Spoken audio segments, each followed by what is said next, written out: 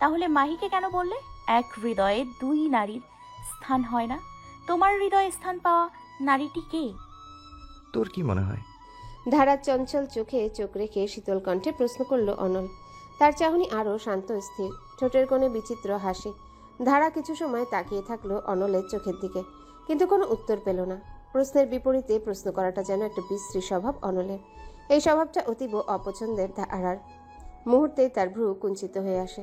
চোখে মুখে বিরক্তি ফুটিয়ে হিনহিনিয়ে স্বরে ধারা বলল, আমি কি অন্তর্যামী? না বললে তোমার মনের কথা কিভাবে বুঝবো? আমি তো তোমার মনে বসে নেই। অনলের হাসিটা যেন চওড়া হলো, দুর্বোধ্য সেই হাসি। তারপর উঠে দাঁড়ালো সে। বিছানার বালিশটা ঠিক করতে করতে বলল, ওটা ফাও বলেছিলাম, যেন মাহি আমাকে আর উত্ত্যক্ত না করে। নারী মানেই আস্ত ঝামেলা, যত দূরে থাকা যায় ততই মঙ্গল। তারপর শুয়ে পড়ল সে, চোখ বন্ধ করে প্রায় সাথে সাথে আবারও খুলল।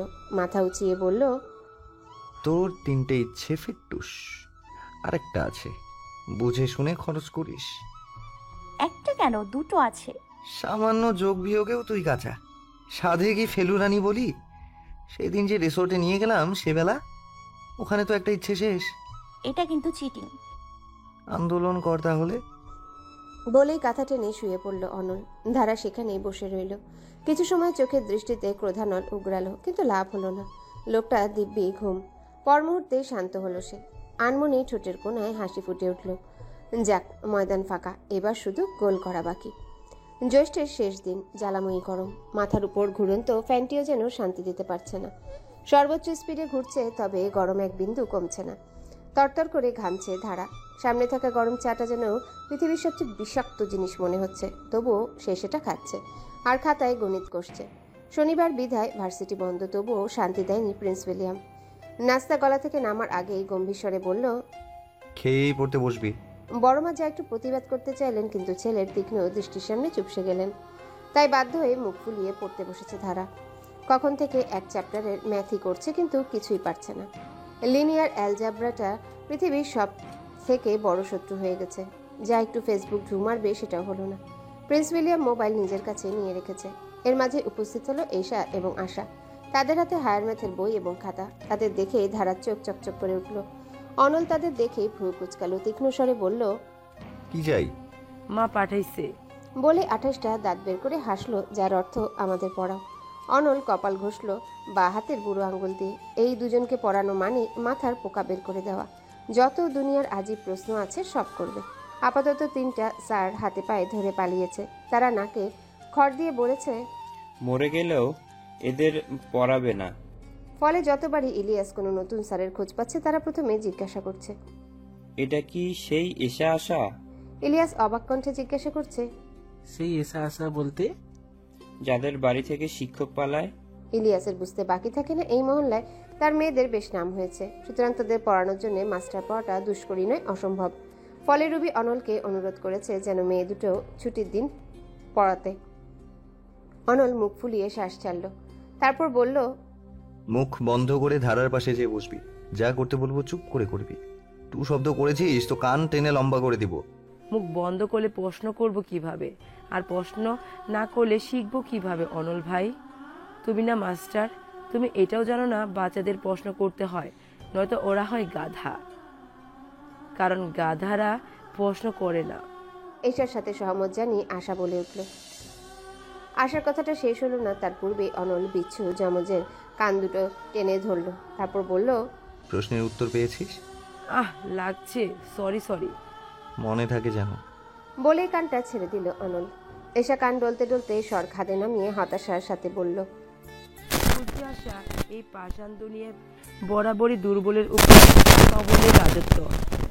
আজ আমরা নিরুপায় বলে মায়ের ভয় না থাকলে এই পুঁথিগত বিদ্যার স্যারের কাছে আসতে হতো না। বলেই দীর্ঘশ্বাস ফেলল আশা। অনল তীক্ষ্ণ স্বরে বলল, কিছু বললি? বলেই ভেতরে যেয়ে বসলো তারা। অনল পড়ানো শুরু করলো। আধা ঘন্টা পরই তিনজনের অবস্থা নাজেহাল। কোনো মতে ছুটে পালাতে পারলে হয়তো বেঁচে যেত, কিন্তু লাভ নেই। অনল অনর, তার ভাবমূর্তির পরিবর্তন হলো না। সে নির্বিকার চিত্তে বসে রয়েছে। তার একের পর এক অঙ্ক করতে দিচ্ছে। ধারা অসহায় হয়ে বলল, অনল ভাই, ব্রেক দাও, আর মাথায় ঢুকছে না। এরপর বইটাও বলে উঠবে, ছাড় মা, কাইন্দাবাজি। সহমত, আমরা ব্রেক চাই। এই উৎপাদকে বিশ্লেষণের চোটে আমরাই বিশ্লেষিত হয়ে যাব অনল ভাই। তিনজনের ক্রমশ চিৎকারে হাল ছাড়ল অনল। বিরক্ত কণ্ঠে বলল, যা 5 মিনিটের ব্রেক। 5 মিনিট তো এই ঘর থেকে বের হতেই শেষ হয়ে যাব। এশার কথায় তীর্যক চাহনি নিক্ষেপ করলো অহন। ফলে তাদের আন্দোলন সেখানেই থেমে গেল। এশা ধারার কানে ফিসফিসিয়ে বলল, এই খাটাসের সাথে থাকো কিভাবে? মাঝে মাঝে নিজেকেও একই প্রশ্ন করি। এর মাঝে কলিং বেলে শব্দ শোনা গেল। এশা তখন ছুটে গেল সদর দরজায়। দরজা খুলতেই অবাক হলো সে। একজন মধ্যবয়স্ক যুবক দাঁড়িয়ে আছে, লম্বা, অনলের কাছাকাছি। শুভ্রতার মুখশ্রী, ঠোঁটে অমায়িক হাসি। পরনে কালো পোলো শার্ট এবং গাঢ় নীল ডেনিম জিন্স, হাতে একখানা দামি টাইটানের ঘড়ি। এশা অবাক কণ্ঠে অপরিচিত যুবককে জিজ্ঞাসা করল, কাকে চাই? এটা কি জামাল চৌধুরী বাড়ি? জি, আপনি কে? আমার নাম দীপ্ত, আমাকে সেলিম আহমেদ পাঠিয়েছে। সেলিম আহমেদের নাম শুনতেই পিলে চমকে উঠল এশার। সাথে সাথেই শুভ্র মুখশ্রীতে জমল কৃষ্ণ মেঘমধুর। ভ্রুজোড়া কুঞ্চিত হয়ে উঠল, মুখশ্রীতে সুপ্ত ক্ষোভ জমল। হিনহিনে স্বরে বলল, আমরা সেলিম টেলিমকে চিনি না। বলেই দরজা আটকাতে যাবে অমনি ছেলেটা হাত গলিয়ে দিল দরজার ফাঁকে। 5 ইঞ্চি ফাঁকের মাঝে মুখ ঠেকিয়ে বলল, দরজা দিও না, বড্ড বিপদে পড়ে এসেছি। এর মাঝে সুভাষিনীর কণ্ঠ শোনা গেল। সে রান্নাঘরে রুবির সাথে কাজ করছিল। সদর দরজার কলিং বেল তার কর্ণপাত হয়েছে। সে খুলতে যেত, কিন্তু এশার ছুটে যাওয়াতে সে তার কাজ থামালো না। তাই গলা উঁচিয়ে জিজ্ঞাসা করলো, কে এসেছে এসা? রাবিয়া আসলে ওকে বল কাপড় ভিজিয়ে রেখেছি যেন ধুয়ে দেয়। আজ আবহাওয়া ভালো না, তাড়াতাড়ি দিলে একটু শুকায়। সে রাবিয়া খালা না, এক প্রতীক আসছে। বসার ঘরের সোফার উপর বসে আছে দীপ্ত। হাত দুটো এক করে জড়সড় হয়ে বসে রয়েছে সে। মাথার উপর ঘূর্ণনরত ফ্যানের গতি সর্বোচ্চ, তবুও সে ঘামছে। কপাল থেকে ঘামের রেখা করাচ্ছে। তা একটা সাদা টিস্যু দিয়ে বারবার সেটা মুছে নিচ্ছে সে। অবশ্য 7 জন মানুষের ক্রোধানলের সম্মুখীন হলে যে কারোর একই অবস্থা হবে। জামাল সাহেব একদম দীপ্তের মুখোমুখি বসে আছেন। রাজ্জাক এবং ইলিয়াস তার বাঁ পাশে সোফায়। রুবি এবং সুভাষিনী তাদের পেছনে দাঁড়িয়ে আছে। তার বসার ঘরের পিলারের কাছে হাত জোড়া পকেটে পুরে দাঁড়িয়ে আছে অনল। ফুপার মাসের শেষের দিকে আসার কথা ছিল, কিন্তু তিনি আসেননি। মাস শেষ হয়ে আরো 15 দিন পেরিয়ে গেল, তিনি এখনো আসেনি। সে ভেবেছিল তার মনোভাবের পরিবর্তন হয়েছে, কিন্তু উল্টো এক উজবুককে পাঠিয়েছেন। তবে যে বিষয়টা অনলকে ভাবাচ্ছে তা হলো এই দীপ্তর আসার উদ্দেশ্য। অনলের পাশেই দাঁড়িয়ে আছে এশা। ধারা এবং আশা এখনো ঘরে। এশার দৃষ্টিও তীক্ষ্ণ, সে কুটে কুটে দেখছে আগন্তুককে। জামাল সাহেবের মুখে বিরক্তি স্পষ্ট। তিনি বাজখাই কণ্ঠে বললেন, দেখো মিয়া, আমার ঘর কোনো ধর্মশালা না। তুমি যেইখান থেকে আইছিলা ওইখানে চইলা যাও। আমি তোমারে এই ঘরে রাখুম না, ব্যাস। আসলে আমি বড্ড বিপদে পড়েছি। এয়ারপোর্ট থেকে বের হতেই আমি একটা উবার ক্যাবে উঠি। সেই উবার ড্রাইভার আমাকে কি খাওয়ালো, তারপর আমি জ্ঞান হারাই। যখন জ্ঞান ফিরে নিজেকে একটা মাঠের পাশে পাই। আমার লাগেজ, পার্স, মোবাইল সব ছিনতাই হয়ে গেছে। আমার কাছে কোনো ক্যাশ নেই, কার্ড নেই। I have no money. এই কারণে আমি এখানে এসেছি। সেলিম আঙ্কেল আপনার অ্যাড্রেস আমাকে দিয়েছিল। উনি বলেছিলেন কোনো প্রবলেম হলে যেন এখানে আসি। You guys will help me. সেটা মনে থাকা আমি এখানে এসেছি। ইভেন আমার সিএনজি ভাড়াটাও রাজ্জাক আঙ্কেল দিয়েছেন। দীপ্তের সাথে কোনো ব্যাগ বাক্স দেখা গেল না। এশার কথায় যখন সুভাষিনী ছুটে এলো, তখন দীপ্ত অনুনয় করে বলল, সিএনজি ভাড়াটা একটু দেবেন, আমার কাছে টাকা নেই। তুমি কে বাবা? আমি দীপ্ত। সেলিম চৌধুরী আমাকে এখানে পাঠিয়েছেন। উনি আমার আঙ্কেল হন। সুভাষিনী কিছু সময় ফেলফেলিয়ে তাকিয়ে থাকে। ছেলেটিকে বেশ উদ্বিগ্ন লাগছে। তার কোকড়ানো খয়েরি চুলগুলো অবিন্যস্ত এবং উস্কো খুস্কো। পোলো শার্টের ময়লা লাগা জিন্সে প্যান্টের হাঁটু জায়গায় ধুলোবালিতে জর্জরিত। ছেলেটাকে কোথাও পড়ে গেছিল। সুভাষিনী রাজ্জাককে ডাকেন। রাজ্জাকই ভাড়া দেয়। দীপ্ত এর পরিচয় শুনে রাজ্জাকই সবাইকে ডেকে আনে। দীপ্তর কথা শুনে জামাল সাহেবের ভ্রু আরো কুঞ্চিত হলো। তার রাগ যেন বাড়ল। ঝাঁঝালো কণ্ঠে বললেন, এই রাজ্জাক, এরে 1006 টাকা দিয়া বিদায় করতো। ওই হারামজাদা খানকির পুতের পরিচিত কাউরে আমার ঘরে রাখুম না। এই শোনো ছোকরা, এইটা বাংলাদেশ। এখানে টাকা না থাকলে মানুষে ফুটপাতেও ঘুমায়। তোমার থাকনের জায়গার অভাব হইতো না। আমার ঘরে তোমারে আমি রাখুম না, ব্যাস। এইটা আমার কথা। ওই শুয়ারের বাচ্চার না, ওই বজ্জাত বেয়াদবের নামও আমি এই ঘরে শুনতে চাই না।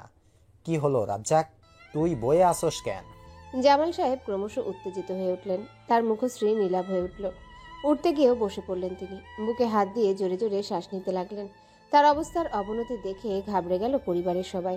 হার্টের ব্যামোটি মাত্রা ছাড়ালো। রাজ্জাক উত্তেজিত কণ্ঠে বলল, আব্বা আপনি ঠিক আছেন? আপনার হার্ট ভালো না, কোনো চিল্লাপাল্লা করেন, হইল তো শরীর খারাপ। আর এই ছেলে, তুমি চলে যাও, তোমার জন্য আজ আব্বার শরীর খারাপ হচ্ছে। অনল ছুটে এলো দাদাজানের কাছে, তীক্ষ্ণ স্বরে বলল, তোমরা ভিড় করো না, একটু স্পেস দাও। দেখছো তো দাদাজানের শরীর খারাপ। বসার ঘরের চিৎকার চেঁচামেচিতে ভেতর থেকে ছুটে এলো ধারা এবং আশা। জামাল সাহেবের অবস্থা দেখে ঘাবড়ে গেল তারা। সুভাষিনী ছুটল পানি আনতে। ইলিয়াস দিশেহারার মতো ডাক্তারকে ফোন করতে লাগলো। এর মাঝে দীপ্ত বলে উঠল, I M a doctor of cardiology, can I help? আমরা চাইছি হেল্প। ইংলিশ নিজের কাছে রাখো রাস্তা মাপতো বাপু। চাচু, উনি ডাক্তার, এখন এমার্জেন্সি। যদি হেল্প করতে পারে তো আমাদের জন্য সুবিধা। দাদাজানের অবস্থা ভালো না। এদিকে জামাল সাহেবের ব্যথা ক্রমশ বাড়ছে। তার দৃষ্টি ক্ষীণ হয়ে আসছে। অসহনীয় ব্যথায় পাগল প্রায় হয়ে উঠছেন বৃদ্ধ মানুষটি। দীপ্ত দেরি করলো না, ব্যগ্র কণ্ঠে বলল, ওনার মেডিকেটে দিবেন? এসা ছুটল ভেতরে। ঔষধের বাক্স নিয়ে হাতে ধরালো দীপ্তের। দীপ্ত কিছু ঔষধ বের করে বৃদ্ধ মানুষটিকে খাইয়ে দিল, তারপর বলল, ওনার রেস্ট দরকার, রেস্ট নিলে ব্যথা কমে যাবে। অনল দাদাজানকে কোনো মতে পাজাকোলা করে তার ঘরে নিয়ে শুইয়ে দিল। দাদাজান কিছুটা ক্ষান্ত হলেন। অনল ফুল ফুলিয়ে উত্তপ্ত শ্বাস ছাড়ল, স্মিত হেসে বলল, থ্যাঙ্কস। এবার কি আমাকে থাকতে দেবেন? কেউ উত্তর দিল না। পাশ ফিরে অর্ধচেতন মানুষটিকে দেখল, কারণ এবারই সিদ্ধান্ত এই বৃদ্ধ লোকটি নেয়। অপরদিকে ধারা একরাশ কৌতূহল নিয়ে তাকিয়ে রইল আগন্তুকের দিকে। এই ছেলেটা কে? কেন নানা ভাই এত উত্তেজিত হয়ে উঠেছিল? ঘরের এক কোণে দাঁড়িয়ে আছে যমজরা। এর মাঝে আশা এশার ওড়না টেনে বলল, চিরাগালিটা কোথা থেকে আমদানি হলো? আমি সুপ্রিম অস্ট্রেলিয়ার ফুপা পাঠাইছি। ভিনদেশি মাল নাকি? তাই তো বলেছে। তোর কি মনে হয় দাদাজান একে থাকতে দিবে? চান্স নেই। যদি বেটা এসে বলতো আমি পথহারা পথিক, নাক বরাবর হাঁটতে হাঁটতে এখানে চলে এসেছি, আমাকে থাকতে দিন, দুদিন কিছু খাইনি, তাহলে দয়া করে যদিও থাকতে দিত। কিন্তু এ তো অস্ট্রেলিয়ান ফুপার চেলা, দাদাজান মরে গেলেও একে থাকতে দিবে না। তবে আমি চাই এই চ্যাঙ্গাল আলী থাকুক। কেন? কতদিন কোনো গিনি শিপ পাইনি। বলেই দাঁত বের করে হাসলো এশা। তারপর তাকালো আশার দিকে। চোখে চোখে বিনিময় হলো ভাষা। আশার মুখ হাস্যোজ্জ্বল হয়ে উঠল। অবশেষে তাদের সায়েন্স প্রজেক্ট সম্পন্ন হবে। বাসার সবাই সিদ্ধান্ত নিল দীপ্তকে থাকতে দিবে, কারণ জামাল সাহেবের শরীর ভালো নেই। রাজ্জাকই এই প্রস্তাবনা দিয়েছে। ঘরে একজন ফ্রি ডাক্তার থাকা মন্দ নয়। যদিও ইলিয়াস তার বিরোধিতা করতে চেয়েছিল, কিন্তু অনলের সাপোর্ট পাবার কারণে রাজ্জাক প্রস্তাবনা গ্রহণ করা হয়েছে। দীপ্তকে দক্ষিণের ছোট্ট ঘরটাতে থাকতে দেওয়া হয়েছে। সেইখানে আজকের দিনটাই থাকতে পারবে। কাল সকালেই তাকে চলে যেতে হবে। এই ঘর বিগত 5 বছর যাবৎ খোলা হয় না। ধুলোবালি ভর্তি হয়ে মাকড়াসাদের স্থায়ী ঠিকানা হয়েছে যেন ঘরটি। দীপ্ত বিনা অভিযোগে মেনে নিয়েছে। ঘরে প্রবেশ করতে একটা গুমোট গন্ধ নাকে এলো তার। চোখ মুখ কুচকে এলো। ফলে এসেই বিছানার পাশে জানালা খুলে দিল সে। জামাল সাহেবের এই বাড়িটি বড্ড পুরানো, তাই জানালায়ও রডের শিক, কাঠের পাল্লা। রুবি এবং সুভাষিনী মোটামুটি ঘরটাকে পরিষ্কার করে থাকার উপযুক্ত করে দিয়েছে। দীপ্ত খোলা জানালা থেকে উন্মুক্ত আকাশের দিকে তাকালো। বাংলাদেশের প্রথম দিন, সারা জীবন স্মরণীয় থাকবে। এর মাঝেই মৃদু মেয়েলি কণ্ঠ কানে আসে, আসবো? পেছনে ফিরতেই দেখে হাতে কাঁথা বালিশ এবং পানির বোতল নিয়ে একজন কিশোরী দাঁড়িয়ে আছে। দীপ্ত হেসে বলল, তুমি ধারা? আপনি কিভাবে জানলেন? সেলিম আঙ্কেলের কাছে তোমার ছবি দেখেছিলাম। আঙ্কেলের সব কথা যেন তুমি জানো। নিজের বাবার কথাটা শুনতে ধারার মুখ কঠিন হয়ে গেল। চোখ নামিয়ে নিল সে। চোখে মুখে একটা ঘৃণা ভেসে উঠল। সে যেন এই মানুষটির কোনো কথাই শুনতে চায় না। অসম্ভব বিরক্তি নিয়ে বলল, বড় মা পাঠিয়েছে, এগুলো দিতে আসলাম, কিছু লাগলে জানাতে বলেছে। ধারা বলেই ঘুরে চলে যেতে নিলেই দীপ্ত মৃদু কণ্ঠে বলে, একটু শুনবে? দীপ্তের কণ্ঠ অসহায় ঠেকলো। ধারা থেমে গেল। জি বলেন। একটু উপকার চাই। চোখ মুখ কুচকে বলল। দীপ্ত অনেক ভেবে কথাটা বলল, কিন্তু ধারার বিস্ময় যেন বাড়ল। অবাক কণ্ঠে বলল, আমি আপনাকে কিভাবে সাহায্য করব? তুমি আমাকে সাহায্য করতে পারবে ধারা। আমি জানি না সেলিম আঙ্কেলের সাথে তোমাদের কি শত্রুতা, কেন জামাল সাহেব তার নামও শুনতে চান না, বাট আই নো তুমি রাজি করাতে পারবে। দিস দ্য ফার্স্ট টাইম আমি বাংলাদেশে এসেছি, কিন্তু এই প্রথমবারই যে এক্সপিরিয়েন্স হলো, ইট ওয়াজ হরিবল। আমার সবকিছু নিয়ে গেছে, আমি সত্যিই আতঙ্কিত। আর এখানে আমার কেউ নেই, নো ওয়ান। দুদিনের মধ্যে পাপা টাকা পাঠিয়ে দেবে, কিন্তু টাকাই সব। আমি মানুষটি খুব ঘরকোনা, এখানে এসে তোমাদের ফ্যামিলিকে দেখে আমার মনে হলো আমি আমার পরিবারে ব্যাক করেছি। প্লিজ ধারা, হেল্প মি আউট। তুমি প্লিজ তোমার নানাকে রাজি করো। I want to live here, please. ধারা কিছু বলার আগেই অনলের তীক্ষ্ণ স্বর কানে এলো তার। হিনহিনে স্বরে বলল, কি করিস এখানে? তোকে খুঁজে আমি হয়রান। বড় মা ওনাকে এগুলো দিতে বলল। ঘরে কি মানুষ নেই নাকি? তোর আসতে হবে কেন? বলেই ধারা নরম হাতখানা নিজের শক্ত খসখসে হাতের মুঠোয় নিল। তারপর হনহন করে ধারাকে নিয়ে বেরিয়ে গেল অনল। দীপ্ত তাদের যাবার পানে তাকিয়ে রইল। তারপর ঠোঁটের কোণে এক বিচিত্র হাসি ফুটে উঠল। মৃদু স্বরে বলল, কুইজ ক্যান্সেল। অনল এক প্রকার টেনে ধারাকে নিজের রুমে নিয়ে এলো। বিচ্ছু যমজ পা মেলে খাটে বসেছিল। অনল আসতেই তারা শটান হয়ে বসলো। অনল তীব্র স্বরে বলল, এখনই বের হ। অনলের হুঙ্কারে দেরি করলো না। তারা লেজ গুটিয়ে কোনো মতে বেরিয়ে গেল। ধারা অনুভব করলো অনল বেশ রেগে আছে। রাগ প্রিন্স উইলিয়ামের নাকের ডগাতেই থাকে, এটা নতুন কিছু নয়। কিন্তু আজ তাকে বেশ অস্থির লাগছে। বারবার দুটো হাত ঘষছে, কপাল চুলকাচ্ছে, ঠোঁটের উপর জমা ঘাম মুছছে, আবারও চুল টানছে। বেশ হন্তদন্ত একটা ব্যাপার। ধারা নরম গলায় বলল, কি হলো এবার টেনে আনলেন যে? তুই আর ওই ঘরে যাবি না। অনলের কণ্ঠ বেশ কঠিন শোনালো, যেন হুকুম জারি করছে সে। ধারা বিস্মিত কণ্ঠে বলল, কেন? এবার একটু থামলো অনল। মিনিট দুয়েক চুপ করে থাকলো। তারপর মুখ গোল করে একটা উত্তপ্ত নিঃশ্বাস ছাড়লো সে। তারপর একটু এগিয়ে এলো ধারার কাছে, শান্ত দৃষ্টি রাখলো ধারার গাঢ় নয়নে। নির্লিপ্ত ভরাট কণ্ঠে বলল, কারণ তুই আমার বউ। আমি চাই না আমার বউ অন্য পুরুষের ঘরে যাক। অনলের কথাটা মস্তিষ্কে ধারণ করতে সময় নিল ধারার। এর পূর্বেও অনল বহুবার তাকে বউ বলে সম্বোধন করেছে, কিন্তু প্রতিবারই সেই সম্বোধন একরার স্নেহ এবং আদরের বহিঃপ্রকাশ ছিল। কিন্তু আজ তার সম্বোধনের অর্থ সম্পূর্ণ ভিন্ন। সম্বোধনের পেছনে যেন আধিপত্যর বহিঃপ্রকাশ হচ্ছে, যেন কোনো বিজয়ী রাজা সত্তা জারি করছে, নিজের কর্তৃত্ব জাহির করছে। ধারা ফ্যালফ্যাল করে চেয়ে রইল। তার হৃদস্পন্দন অযাচিত কারণেই মাত্রা ছাড়াচ্ছে। অনলের স্থির শান্ত ঝিলের মতো আঁখি জোড়ায় শুধু নিজের প্রতিবিম্বই দেখতে পাচ্ছে যে। খরা মনোজমিনে এক পশলা বৃষ্টির আগমন ঘটল। ধারা কিছুটা এগুলো। অনলের চোখে আবদ্ধ তার চাহনি। মৃদু কণ্ঠে শোধালো, জোর খাটাচ্ছ? যদি তাই মনে হয় তবে তাই। কিন্তু তুমিই তো বলেছিলে আমার মতো স্টুপিড মেয়েকে বিয়ে করে নিজের জীবনের জলাঞ্জলি দেবার ইচ্ছে নেই। তাহলে এত জোর আধিপত্য কেন অনল ভাই? ধারা উত্তরের অপেক্ষায় চেয়ে আছে। কিশোরী মন উতলা হয়ে আছে সম্মুখে দাঁড়ানো যুবকের উত্তর পাবার জন্য। প্রতীক্ষা গাঢ় হচ্ছে। নিস্তব্ধ ঘরে শুধু পুরনো ফ্যানের ক্যাচর ক্যাচর শব্দটি পাওয়া যাচ্ছে। অনল চুপ করে আছে, তার নিবৃত্ত চাহনি নিবদ্ধ ধারার মুখশ্রীতে। ধারা ভাবল এবারও আশাহত হতে হবে। অনল হয়তো এবারও মনে ঝড় তুলে দূরে চলে যাবে, কিন্তু তেমন হলো না। আরেকটু এগিয়ে এলো অনল। তার মুখশ্রী নামিয়ে নিল। খানিকটা উত্তপ্ত নিঃশ্বাস আছড়ে পড়ছে ধারার মুখশ্রীতে, কিন্তু ধারা নড়ল না, জড় বস্তুর ন্যায় দাঁড়িয়ে রইল।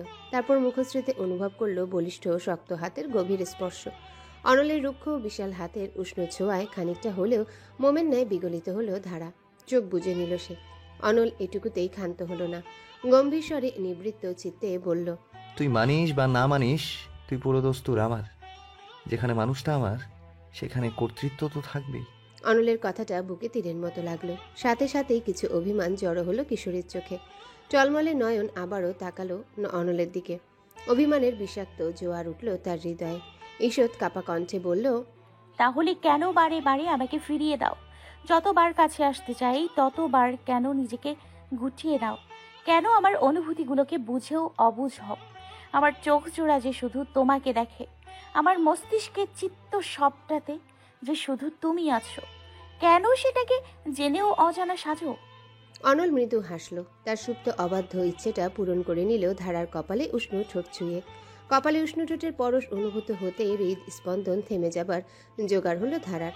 অনলের স্বচ্ছ চোখে শুধু নিজের প্রতিবিম্বই দেখতে পাচ্ছে ধারা। তার অবাক নয়নে হাজারো প্রশ্ন করছে, যা মোটে উপেক্ষা করল না অনল। বরং স্বর নরম করে বলল, কারণ আমি কিশোরীর ক্ষণ আবেগ হতে চাই না। হতে চাই তার হৃদয়ের অন্তঃস্থলে পরিস্ফুটিত প্রণয়। যেদিন তুই এই আবেগের উত্তর পাবি, সেদিন আর অবুঝ হব না। সর্বোচ্চ দিয়ে আগলে রেখে দিব এই ছোট্ট কিশোরীর নিভৃত যত্ন নেব না ভালোবাসাকে। ধারা এখনো নিস্তব্ধ চাহনিতে চেয়ে আছে অনলের কঠিন মুখশ্রীর দিকে। অনলের স্বচ্ছ চাহনি এখনো ধারাতেই নিবদ্ধ। তবে এখন ধারার পেটের ভেতর উড়ন্ত প্রজাপতিগুলো যেন থমকে গেল। বরং অনলের কাছে নিজের ঝড় তোলা অনুভূতিগুলো নিছক আবেগ আখ্যা পাওয়ায় ভেতরটা তিতকুটে হয়ে উঠল মুহূর্তে। ধারা অনুভব করলো উষ্ণ নোনা জল তার নরম গাল ভেজাচ্ছে। দৃষ্টি নামিয়ে নিল সে, কথা খুঁজে পাচ্ছে না। তাহলে কি সত্যি তার ভেতর সৃষ্ট অনুভূতিগুলো কেবলই ক্ষণস্থায়ী আবেগ? এই কদিনের সকল সুখময় স্মৃতি তারই একটা রূপমাত্র। ঠোঁট চেপে নিজেকে সামলাতে চাইল ধারা, কিন্তু বক্ষস্থলে চিনচিনে ব্যথাটা ক্রমশ বাড়ছে। অনল আর দাঁড়ানো না, বরং বেরিয়ে গেল ঘর ছেড়ে। ধারা ঠায় দাঁড়িয়ে রইল সেখানে। হাত পা অসাড় হয়ে গেছে, ভেতরটা তোলপাড় হয়ে যাচ্ছে। বুঝে উঠতে পারছে না সে কি প্রেম নিবেদনের পূর্বেই প্রত্যাখ্যাত হলো, নাকি এখনও তার অবকাশ আছে অনলের হৃদয়ে জায়গা করে নেবার। আজকাল আবহাওয়ার কোনোই ঠিক ঠিকানা নেই। এই খরতাপ তো এই শীতল বর্ষা, আজকের সকালটাও তাই হলো। বিনা নোটিশে দক্ষিণে জমে থাকা নিকষ কালো মেঘের দল আন্দোলন করলো। ভারী বর্ষণ শুরু হলো বজ্রপাত সহ। অবশ্য বিনা নোটিশ বলাটা সাজে না, কারণ এই মেঘেদের বেশ কিছুদিন যাবতই তীব্র আন্দোলন হচ্ছিল। তারা ঘাপটি মেরে বসে থাকছিল দক্ষিণ কোণে, কিন্তু সূর্যি মামার সাথে বনাবনিটা ঠিক হচ্ছিল না।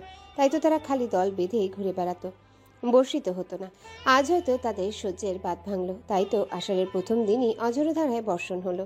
অবশ্য প্রকৃতিকে তো জানাতে হবে, ওহে পৃথিবী শুনে রাখো, বর্ষাকাল আবারও চলে এসেছে। তবে এই বর্ষণে ঝামেলায় পড়ল ধারা। ভার্সিটিতে যেতেই হবে, অথচ রাস্তায় রিক্সা নেই। আজ সে অনলের সাথে যাচ্ছে না, কারণ গতকাল তাদের মাঝে বাকবিতণ্ডতা হয়েছে। এটাকে বাকবিতণ্ডা বলে কিনা জানে না ধারা।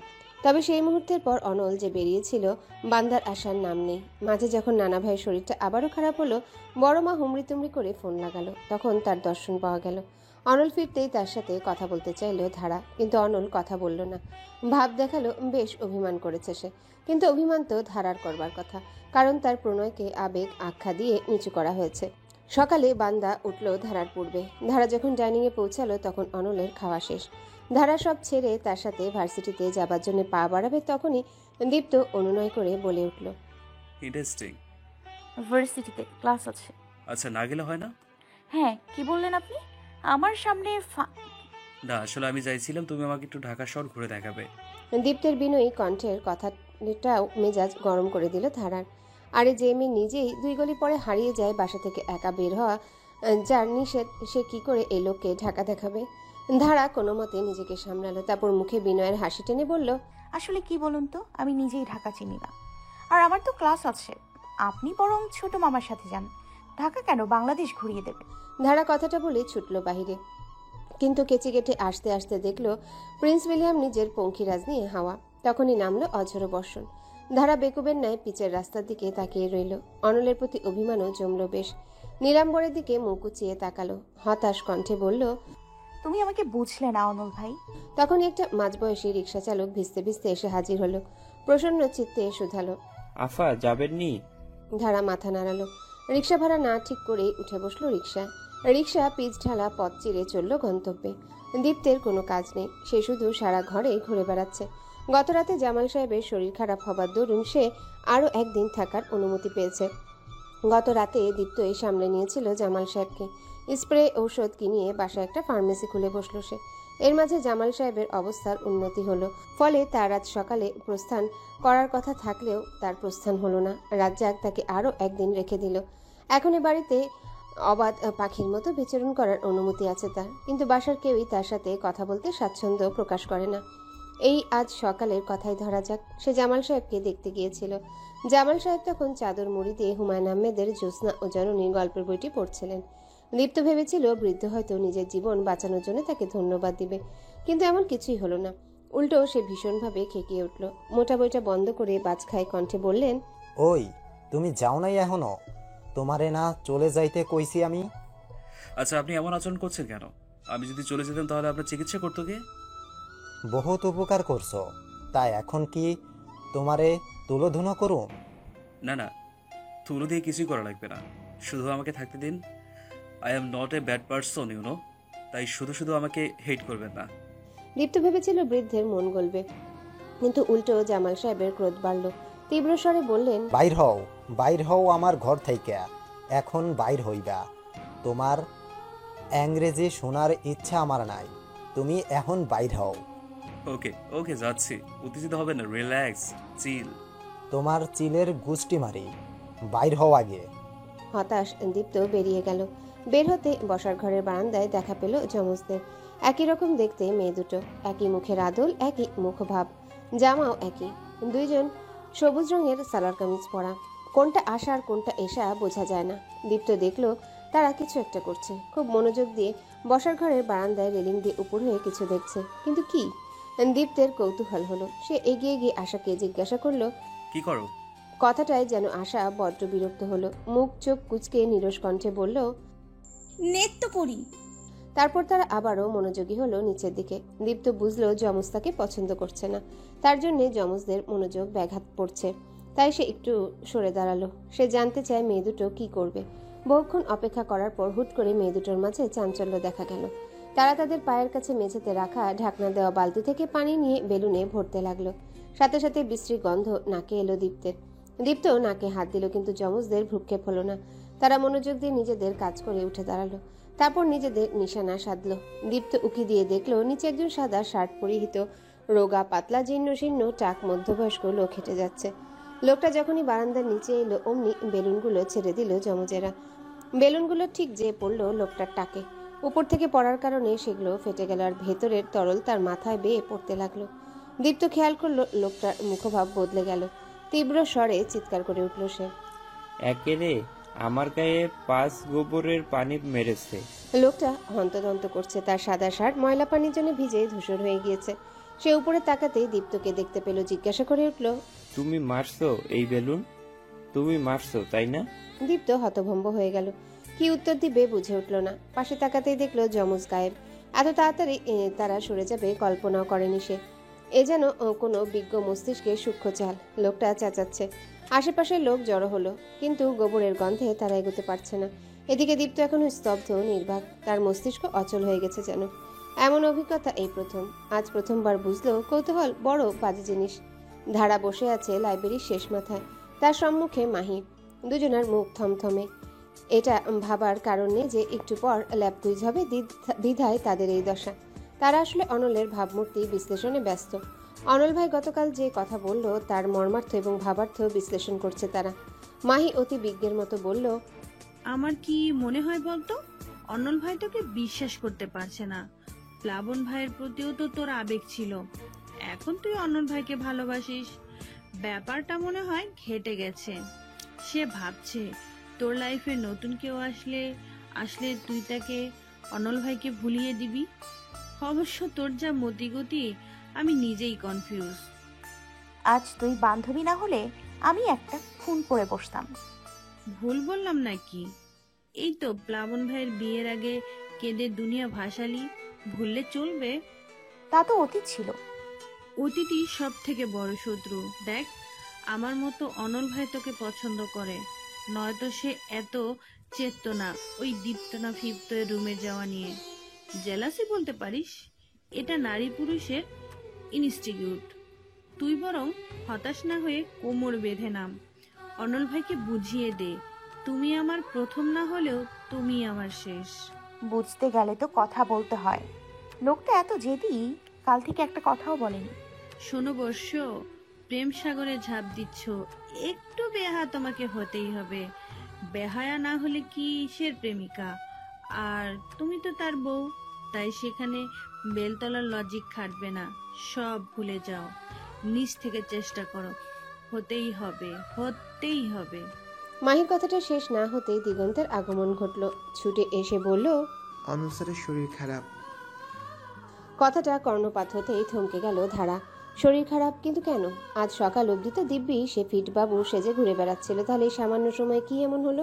অনলের অসুস্থতা শুনতেই ধারার ভেতরে সকল রাগ ক্রোধ অভিমান বিগলিত হতে লাগলো। বরং উদ্বিগ্নতা তৈরি হলো অনলের জন্য। এক অসামান্য হাহাকার তৈরি হলো অন্তঃস্থলে। চিনচিনে তীক্ষ্ণ ব্যথা ছেয়ে গেল হৃদয়ে। অস্থিরতা মস্তিষ্কে গ্রাস করলো। অস্থির কণ্ঠে বলল, কি হয়েছে তার? সেভাবে তো জানি না, তবে যা জানি তা হলো তাকে ধরে ধরে মেডিকেলে নিয়ে গেছে। মাথা করে পড়ে গিয়েছেন, হয়তো সিঁড়ি থেকে। দিগন্ত নির্লিপ্ত স্বরে কথাটা বলেই চেয়ার টেনে বসলো, কিন্তু শেষ কথাটায় বুক কাঁপলো ধারার। কেমন আছে সে? মাহি ধারার দিকে তাকালো। তাকে রক্তশূন্য লাগছে। মেয়েটা হয়তো ভেতরে ভেতরে বেশ চিন্তিত, কিন্তু দিগন্তের সামনে তা প্রকাশ করতে পারছে না। প্রকাশ করাটা বুদ্ধিমানেরও হবে না। তাই ফোন দিয়ে আটালো মাহি। ধারাকে বলল, যেহেতু কুইজ হচ্ছে না, চল ধারা আর অনল ভাইকে দেখে আসি। কেন কেন তোদের যেতে হবে কেন? সামান্য মাথা ঘুরে পড়েছে, এতে এত আদিক খেতে কেন? সাথে সাথে দিগন্ত বাদ সাধল। মাহিও কম নয়, উল্টো চোখ গরম করে বলল, কেন রে, মানবিকতা থাকতে নেই নাকি? স্যার আমাদের সে হুট করে মাথা ঘুরে সিঁড়ি থেকে পড়ে গেছেন, ব্যাপারটা ভয়ঙ্কর। কেমন আছেন জানবো না? আর ভুলে যাস না, সে ধারার আপনজন। চল তো ধারা, এই পাগলের কথা শুনে লাভ নেই। হ্যাঁ হ্যাঁ, আমি পাগল। আর তুই কি চুন্নি মাহি? আমি বুঝি না তাই না? তোর মতলব তো অন্যখানে, আর ধারাকে বানাচ্ছিস ঢাল। খুব বুঝেছো তুমি, এবার অফ মেরে আমাদের ধন্য করো। তুই অফ যা। এক কথায় দু কথায় ঝগড়া লাগালো মাহি এবং দিগন্তে। এই দুজনের জন্য এটা নতুন কিছু না, সর্বদাই এদের মাঝে কিছু একটা নিয়ে ঝামেলা চলবে। দিগন্ত উত্তর বললে মাহি দক্ষিণ বলবে, মাহি কোনো কথা বললে সেখানে ভেটো দেবে দিগন্ত, আর দিগন্তের কথা একেবারেই সহ্য হবে না মাহি। তখনই লাগে তৃতীয় বিশ্বযুদ্ধ, আর সেই যুদ্ধে আহত হয় ধারা, নীরব এবং অভিক। আজও তাই হচ্ছে। ধারার মেজাজ বিগড়ে গেল। একে অনল ভাইয়ের চিন্তায় বুক কাঁপছে, ভেতরটা অস্থিরতায় অশান্ত হয়ে আছে। এর মাঝে এই দুটো মানবী নিজের তর্কযুদ্ধ করছে। একটা সময় তীব্র স্বরে বলে উঠল, থাম না তোরা, একটা মানুষ অসুস্থ আর এদিকে তোরা ঝগড়া করছিস। এমন কেন রে তোরা? আমাকে বকছিস কেন? এই মাথা মোটা দিগন্তই তো আমার সাথে তর্ক জুড়ল। তুই বরং ওঠ, আমরা অনল ভাইকে দেখে আসি। ধারা মাথা নাড়ালো। তার পক্ষে বসে থাকাটা অসহনীয় লাগছে। সে দেরি করলো না, বই খাতা বন্ধ করে মাহির সাথে বেরিয়ে গেল। দিগন্তের কাছে ব্যাপারটা বড্ড অটপটে লাগলো। যে তীক্ষ্ণ দৃষ্টিতে তাকিয়ে রইল ধারা এবং মাহির যাবার পানে, অস্পষ্ট স্বরে বলে উঠল, যত দোষ নন্দ ঘোষ। ভার্সিটির মেডিকেল সেন্টারটি পশ্চিম দিকে বড় মসজিদের পাশে। লাইব্রেরি থেকে যেতে 15 মিনিট লাগে। সেই দূরত্বটি ধারা এবং মাহি 10 মিনিটে পার করলো। মাহির মনে হলো ধারার পায়ে যেন কেউ রোলার স্কেটে চাকা লাগিয়েছে। সে হাঁটছে না, ছুটছে। তার সাথে তাল মিলাতে যেয়ে হাঁপসে উঠল মাহি। মেডিকেল সেন্টারে যে সামনের ডেস্কে বসা মহিলাটিকে জিজ্ঞাসা করতে সে রুম দেখিয়ে দিল। রুমের সামনে যেতেই প্লাবনের দেখা পেল ধারা। প্লাবনের দেখা পেতেই হন্তদন্ত হয়ে বলল, অনল ভাই কেমন আছে? প্লাবন মৃদু হাসল, তারপরে মজার ছলে বলল, বলের প্রতি কি টান, তা তখনই যখন টান ওড়নায় বেঁধে রাখো না কেন। মজা বাদ দাও প্লাবন ভাই, ভালো লাগছে না। সে কেমন আছে তাই বলে উদ্ধার করো তো। ভিতরে যেয়ে দেখো না, আর শোনো, মান অভিমানটা মিটিয়ে নিও। প্লাবনের শেষ উক্তির উত্তর দিল না ধারা। হনহন করে ছুটল ভেতরে। এদিকে মাহি বাইরে দাঁড়িয়ে থাকলো। পাহারা দেবারও একটা ব্যাপার থাকে। হুট করে কেউ চলে এলে ধারাকে সংকেত দিতে হবে তো। প্লাবন হেসে শুধালো, তুমি যাবে না? স্বামী স্ত্রীর মাঝে আমার কি কাজ? বরং বান্ধবীর প্রেমে যাতে বাধা না পড়ে সেই ব্যবস্থাই করি। সহমত প্রকাশ করলাম, আমারও সেই এক কাজ। বলেই প্লাবন হেসে দিল। মাহির মুখে হাসি ফুটে উঠল। ভেতরে প্রবেশ করতেই দেখা গেল অনলকে শুভ্র ছোট বিছানায় আধা শোয়া অবস্থায়। বালিশটায় হেলান দিয়ে বা হাতখানা চোখের উপর দিয়ে শুয়ে রয়েছে সে। তার বাঁ পায়ের গোড়ালি দিয়ে সফেদ ব্যান্ডেজ দেখা যাচ্ছে। ধারা ধীর পায়ে এগিয়ে বিছানার পাশে দাঁড়ালো। ধীর স্বরে বলল, কিভাবে হলো? ধারা চিকন কণ্ঠ কর্ণপাত হতেই হাত সরিয়ে চোখ মেলে তাকালো অনল। নড়ে চড়ে উঠল সে। কিভাবে হলো সে নিজেও জানে না। বাড়ি থেকে রওনা দেবার মাঝপথে অঝোরো বর্ষণের প্রকোপে পড়তে হলো তাকে। ছাতাও ছিল না সাথে। বাইকের উন্মুক্ত থাকায় আপাদমস্তক কাক ভেজা হলো সে। বৃষ্টির ধারা বাড়ার সাথে সাথে মাথায় এলো ধারারানীকে বাসায় ফেলেই চলে এসেছে। আর তাদের গলি চিরন্তন নিয়ম, একটু বৃষ্টি হলে আশেপাশের সকল রিক্সা যেন গায়েব হয়ে যায়। অবশ্য হবে না কেন, একটু বৃষ্টিতেই তো তাদের রোড পানিতেই টইটুম্বর হয়ে ওঠে। তাই এই অঝোর ধারায় ধারারানীর জন্য রিক্সা খুঁজতে ব্যাকুল হয়ে উঠল অনল।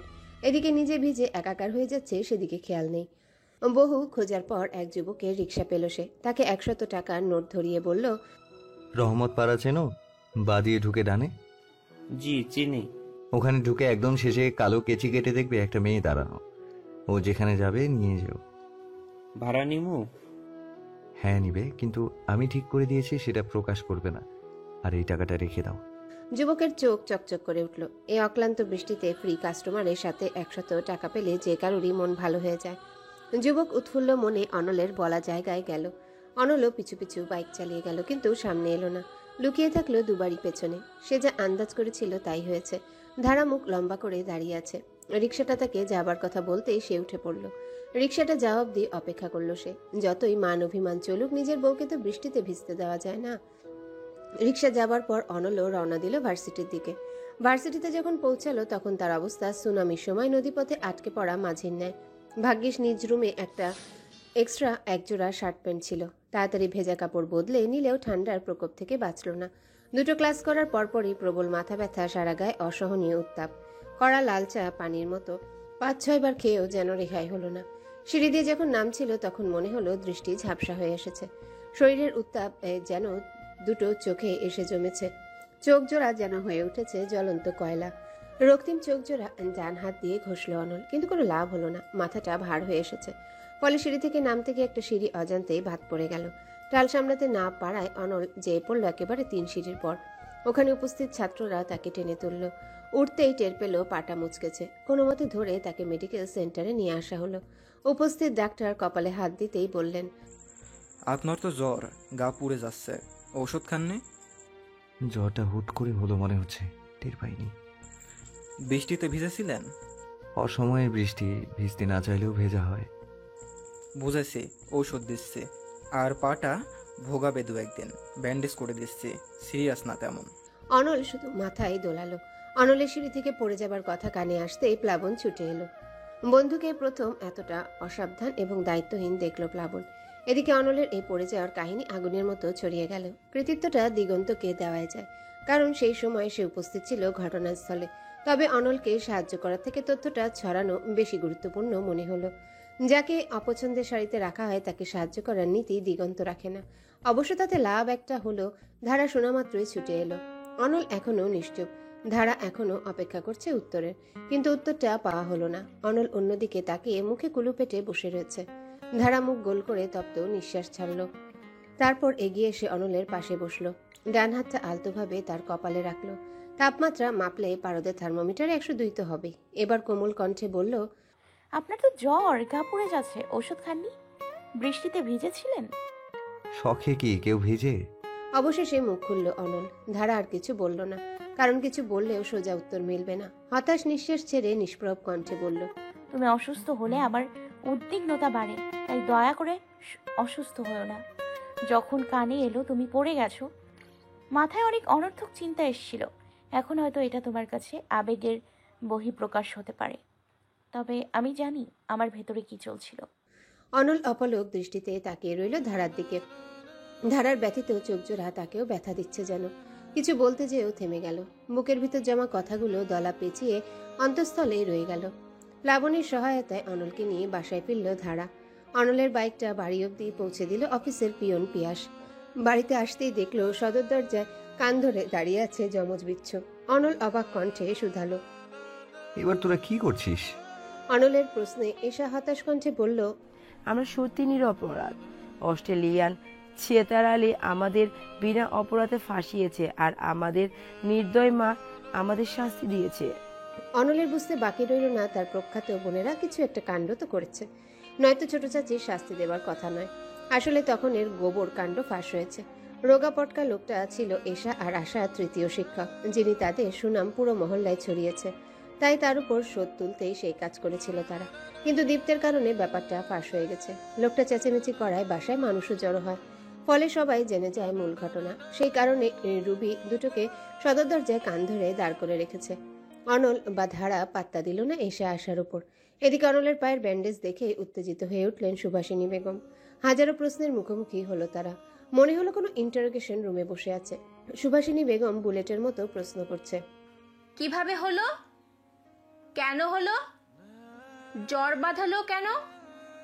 যখন শরীর খারাপ ছিল বাড়ি ফিরে এলে না কেন? অনল ধারা যেন হাঁফসিয়ে উঠল। শেষমেশ না পেরে অনল বলেই উঠল, মা এবার থামো, ভুল হয়ে গেছে, পা মচকালাম, এবার ক্ষান্ত হও। আরে বান্দর দুটোকে ভেতরে ঢোকাও। কেমন লাগছে? যেন চিড়িয়াখানা থেকে উঠে আসা হনুমান। অবশেষে ক্ষান্ত হলেন সুভাষিনী বেগম এবং অনলের জন্য আশাও ঘরে প্রবেশ করতে পারল। ধারা কোনো মতে অনলকে নিজ রুমে নিয়ে গেল। তবে একটা ব্যাপার খেয়াল করলো, দীপ্ত নামক আগন্তুককে দেখা যাচ্ছে না। তবে ব্যাপারটা তাকে আনন্দই দিল। যাক, ব্যাটা হয়তো ভেগেছে, কিন্তু ধারা তো জানে না সে গোবর কাণ্ডে এতটাই ভয় পেয়েছে যে ঘর থেকে বের হচ্ছে না। বলা তো যায় না আবার কোন পরিস্থিতিতে তাকে ফাঁসিয়ে দেয় তারা। নিগুড়ো রাত, নিস্তব্ধতা ঘিরে আছে ঘরটিতে। শুধু পুরনো ফ্যানের ক্যাচর ক্যাচর শব্দ কানে আসছে। বাহিরে প্রবল আষাঢ়িয়া বর্ষণ। ঝমঝম বৃষ্টির মধুর শব্দ ক্ষীণ ঢুকছে ঘরটিতে, কিন্তু ফ্যানের শব্দে তা হাওয়ায় মিলিয়ে যাচ্ছে। কাঠের জানালার ফাঁক দিয়ে দিয়ে পানির ছিটে আসছে। জানালাটা ঠিক করবে করেও করা হচ্ছে না। এদিকে কাঁথা গলা অবধি টেনে ঘুমিয়ে আছে ধারা। বৃষ্টির কারণে অসহনীয় গরমটা আর লাগছে না। হঠাৎ চাপা আর্তনাদ ভেসে আসলো কানে। পাতলা ঘুমটা নিমিশেই চুরমার হয়ে গেল। উঠে বসলো সে, হাতের কাছে ল্যাম্পটা জ্বালালো। পাশে তাকাতেই দেখলো কাঁপছে অনল। স্বয়ংক্রিয়ভাবে ধারার ডান হাত চলে গেল তার কপালে। উত্তাপে শরীর পুড়ে যাচ্ছে যেন। খাবার আগেও জ্বরটা ছিল না বললেই চলে। ঔষধও দিয়েছিল সে অনলকে, তবুও আবারও কেন জ্বর এলো বুঝলো না। উঠে গিয়ে ওষুধের বাক্সটা হাতে নিল সে। পারদের থার্মোমিটার দিয়ে মাপলো জ্বরটা। পারদের মাত্রা 104 ছুঁই ছুঁই। অনলকে মৃদুস্বরে ডাকলো, কিন্তু কোনো সাড়া পেল না। জ্বরের কারণে প্রবল ঘোরে যেন ডুবে আছে সে। ধারা দেয়ালে ঝুলন্ত গড়ির দিকে তাকালো। 3টা ছুঁই ছুঁই। এ সময় বাড়ির প্রতিটা প্রাণী গভীর ঘুমে, সুতরাং কাউকে ডেকে লাভ নেই। যা করার নিজেকেই করতে হবে। কোনো মতে অনলকে ডাকলো সে। অস্পষ্ট স্বরে অনল বলল, ধারা গাল ফুলিয়ে তপ্ত নিঃশ্বাস ফেলল। কোনো মতে পাহাড়সম মানুষটাকে তুলল সে। পেছনে বালিশ টেকিয়ে বসালো। 2টো প্যারাসিটামল খাওয়ালো কোনো মতে। ঘোরের মাঝে অনল তা খেলো। তারপর আবার তাকে শটান শোয়ালো। অনলকে উঠাতে আর শোয়াতে যেন হাঁপিয়ে উঠল ধারা। মানুষটার এত ভার কল্পনাও করেনি। মুখ গোল করে নিঃশ্বাস ছাড়ল সে। তারপর কাঁথাটা টেনে দিল অনলের গলা অবধি।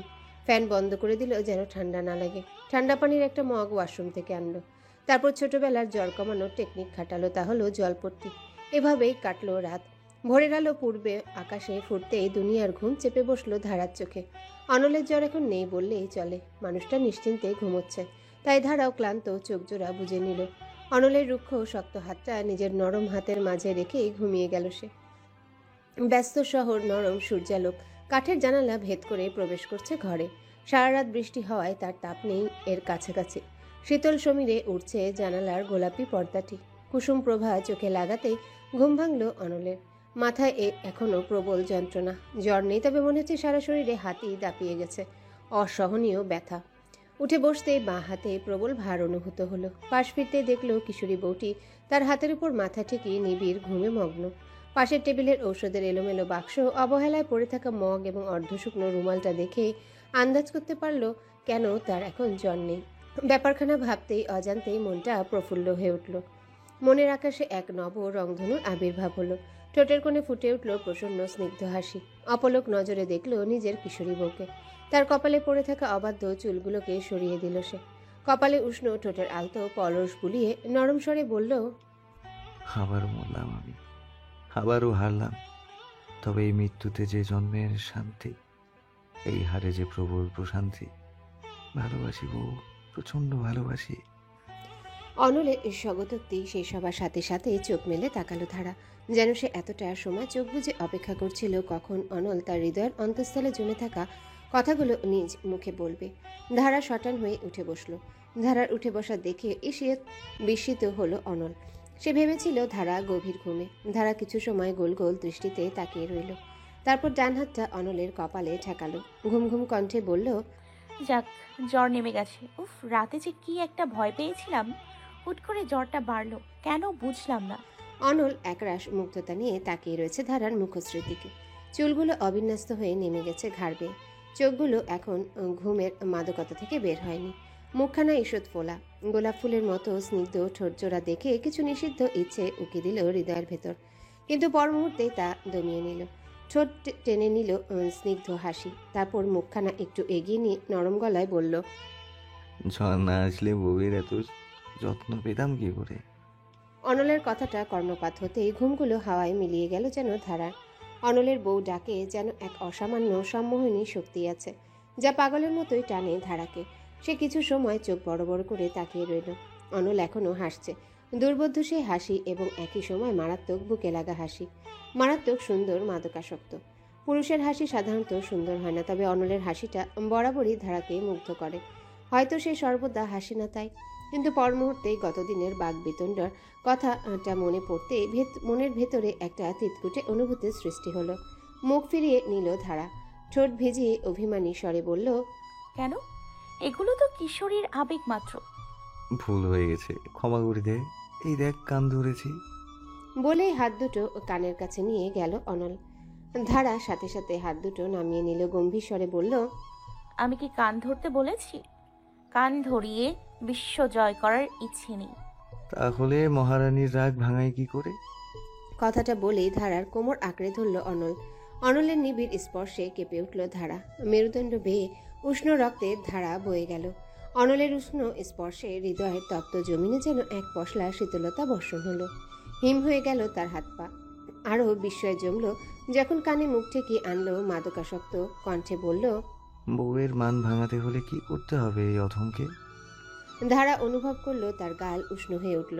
কথাগুলো দলা পাকানো, তবুও একরাশ সাহস নিয়ে বলল, যা ঘুমন্ত অবস্থায় বলেছ তাই সজ্ঞানে শুনতে চাই। অনল বুঝলো তার কিশোরী বউ তার স্বগতোক্তি শুনেছে, সুতরাং লুকোচুরি শেষ।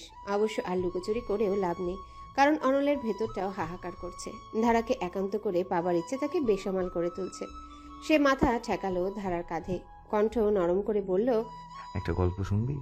সুন্দর গল্প হতে হবে, কিন্তু আমার প্রথম প্রণয়ের গল্প শুনবি? ধারার বুকে মোচড় পড়ল। বাইরে তখন আবারও বৃষ্টির শব্দ শোনা যাচ্ছে। কাঠের জানালা ভেদ করে পানি ছিটকে পড়ছে শীতল ঘরটিতে। অনল তখন তার কাঁধে মাথা ঠেকিয়ে বসে রয়েছে। তার উষ্ণ নিঃশ্বাস আছড়ে পড়ছে তার দেহে। ধারা মাথা উপর নিচ দোলালো, মানুষে শুনবে। অনলের হাসি বিস্তারিত হলো। তারপর সে মৃদু কণ্ঠে বলা শুরু করলো, আমি তখন স্কুলে। এই বাড়িতে আমার একার রাজত্ব। আমার যে ছোট কেউ নেই, সবার আদরের মণি আমি। তখন জন্ম হয় একটা ছোট্ট শিশুর। ছোট একটি শিশু, গোলগাল মুখ, ছোট ছোট নরম হাত বাঁধা। অথচ এই মানুষটি আমার 9 বছরের রাজত্ব গড়িয়ে দেয়। আমার আধিপত্যে নিঃশব্দে ভাগ বসায় সে। জানিস কে সে? তুই। বিনা কিছু করেই ছোট হবার দরুন সকলের আদরের মণি হয়ে উঠিস তুই। যেই ফুপ্পি আমাকে ছাড়া কিছুই বুঝতো না, সেই ফুপ্পি সারাদিন কাটতো তোর যত্নে। 9 বছরের বালকের পক্ষে নিজের সিংহাসন ছেড়ে দেওয়াটা মোটেই সহজ হলো না। আজব এক হিংসে জন্মালো, তাই তোকে ভালোবাসতে ভালো লাগলো না। ফুপ্পি যখনই তোকে নিয়ে এ বাড়িতে আসতো আমার বিরক্ত লাগতো। চাচু যে কিনা প্রতি বিকেলে আমাকে নিয়ে ঘুরতে বের হতো, সেই চাচু তোকে কোলে নিয়ে ঘুরতে লাগলো। আমার বাবা আমার আগে তোকে চকলেট দিত, খুব রাগ হতো জানিস। তারপর একদিন ফুপা অস্ট্রেলিয়ায় চলে গেল, তুই ফুপির সাথে এলি এ বাড়িতে। আমার হিংসে দ্বিগুণ হলো। তোর মনে আছে কিনা জানি না, একবার আমি তোকে সিঁড়ি থেকে ফেলে দিয়েছিলাম। বাবায় খুব ব্যথা পাস তুই। মা খুব রেগে গিয়েছিল আমার উপর, কিন্তু সকলকে অবাক করে তুই বলেছিলি তুই নাকি নিচ থেকে পড়ে গিয়েছিলি। এতে আমার দোষ নেই। সেই দিন আমার প্রথম তোকে ভালো লেগেছিল। একটা 5 বছরের মেয়ে এত চমৎকার করে হাসতে পারে সেদিন প্রথম দেখেছিলাম। 14 বছরের ছেলেটির বুকে যে লাগলো সেই মারাত্মক মোহনীয় হাসিটি। যাই হোক, ইতোমধ্যে আমার রাজত্বে ভাগ বসাতে আরও মানুষ চলে এলো।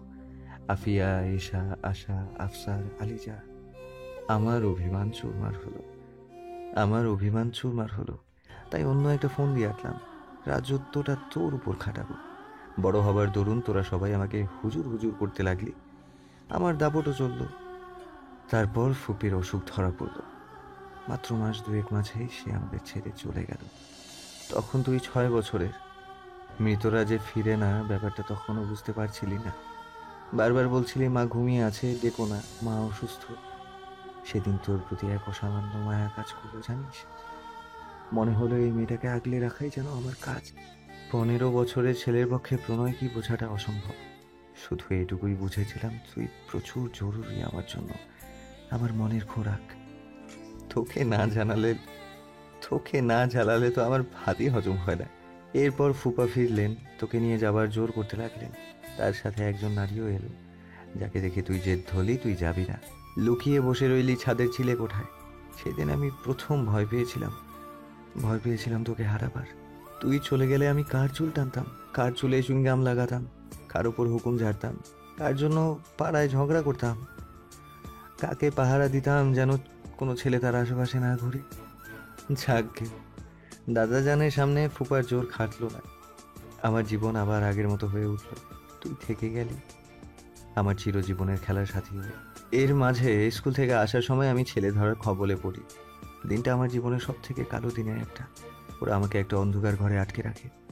3 দিন আমি ওই ঘরে থাকি, বিনা খাবার, বিনা পানিতে। 3 দিন পর আমাকে উদ্ধার করা হয়। আবার তখন নিজের ছায়াকেও ভয় করতে শুরু করে। নিজেকে ঘরে আটকে রাখতাম। একদিন দেখলাম আমার ঘরের দরজার নিচে একটা চকলেট আর একটা এবড়ো থেবড়ো হাতের লেখার চিরকুট, যাতে লেখা ছিল, অনল ভাই, আমি তোমাকে পাহারা দিচ্ছি। ভাবা যায়, একটা 7 বছরের মেয়ে যে কিনা 16 বছরের ছেলেকে পাহারা দিবে। সেদিন প্রথমবারের মতো মরেছিলাম। বুঝলাম আমি হেরে গেছি তোর চঞ্চলতার কাছে। তোর প্রতিটা কাজে মুগ্ধ হতাম। তুই বড় হতে থাকলি, আমার সাথে দূরত্ব বাড়তে থাকলো তোর। একই বাড়িতে থাকা সত্ত্বেও আমাদের মাঝে যোজন যোজন দূরত্ব। আমার প্রতি তোর বিরূপ প্রতিক্রিয়া দেখে নিজে আরো বেশি গুটিয়ে গেলাম আমি। তোর প্রতি আসক্তিটা লুকিয়ে রাখলাম এক অজানা প্রকোষ্ঠে। যেদিন আমাদের বাড়িতে প্রথম প্লাবন এলো, সেদিন আমি তোর মাঝে এক অকল্পনীয় পরিবর্তন দেখলাম। একটা মেলি ভাব এলো তোর মাঝে। সাজগোজ করা, সুন্দর লাগা ব্যাপারগুলো যেন তোকে বড্ড ভাবাতে লাগলো। প্রথমে খেয়াল না করলেও যতদিন গেল বুঝলাম তোর প্লাবনের প্রতি একটা আবেগ জমেছে। তোর প্লাবনের প্রতি আবেগ আমার ভেতরে ঈর্ষার দাবানল তৈরি করলো। আমি এজন্য তোকে বারণ করতাম আসতে, তোর আশেপাশে না ঘেঁষতে, কিন্তু ছেলেটা শুনলো না। তোর আবেগে হাওয়া দিত আর সেটা আরো বেগে চলতো। না পেরে জিজ্ঞেস করে বসলাম ওকে, কেন এগুলো করে? ছেলেটা উত্তরে বলল, তোকে দেখলে তার নাকি আপন বোনের মতো মনে হয়। আমি আর বাধা দিতে পারলাম না। আর তোকে যে বোঝাবো সে জোরও রইল না, কারণ আমার প্রতি তোর আচরণ ছিল বড্ড বিচিত্র।